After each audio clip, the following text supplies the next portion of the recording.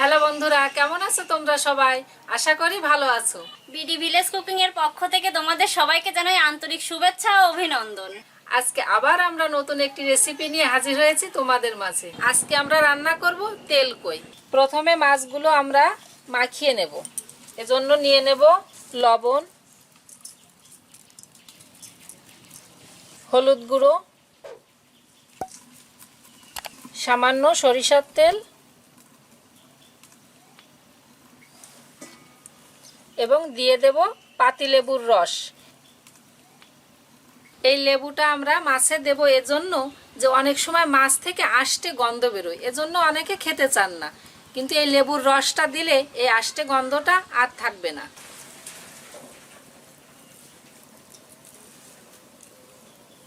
এবার মাছগুলো আমরা ভালোভাবে মাখিয়ে নেব।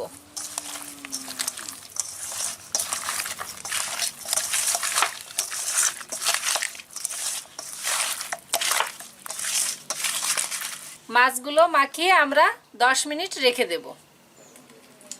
কড়াইটা গরম হয়ে গেছে, আমরা দিয়ে দেব সরিষার তেল।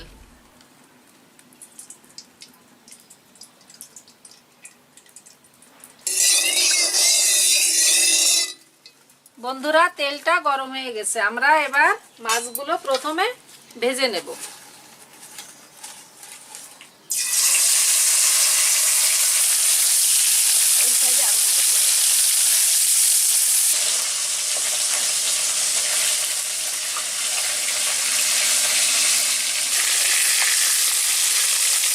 মাছগুলো ভাজা হয়ে গেছে, এবার আমরা তুলে নেব।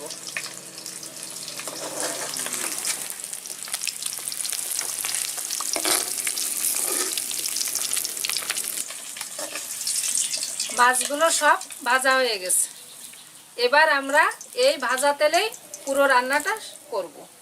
প্রথমে আমরা ফোড়ন দেব। দিয়ে দিচ্ছি গোটা জিরে, শুকনো লঙ্কা,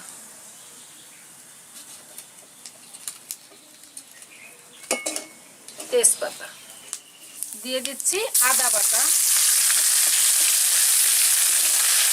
জিরে বাটা, কাঁচা ঝাল বাটা,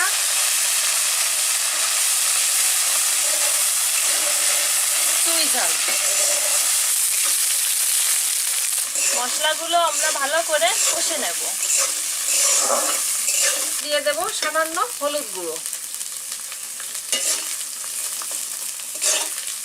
এবার দিয়ে দিচ্ছি সামান্য লবণ।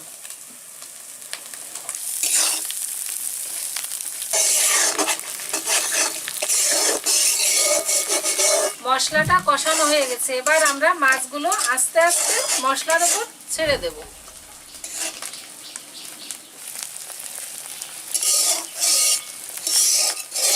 সব মাছগুলো মশলার উপরে সুন্দরভাবে দেওয়া হয়ে গেছে, এবার আমি সামান্য কাঁচা সরিষার তেল ছড়িয়ে দেব। এতে তেল কইয়ের স্বাদটা অনেক বেড়ে যাবে।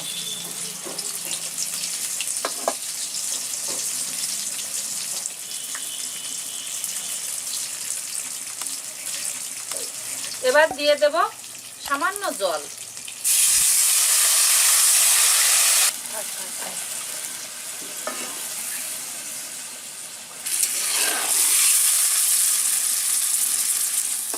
এবার কিছুক্ষণ আমরা জাল দিয়ে নেব।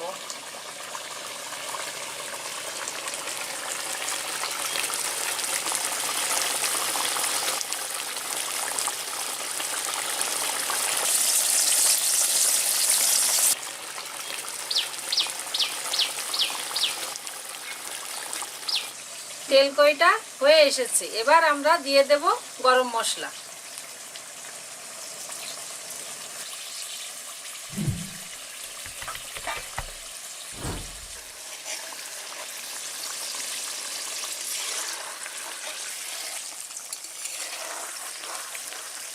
তেল কইটা হয়ে গেছে, এবার আমরা নামিয়ে নেব।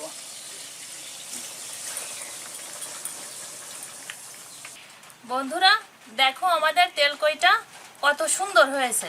আশা করি খেতেও অনেক ভালো লাগবে। চলো আমরা এবার খেয়ে দেখি তেল কই।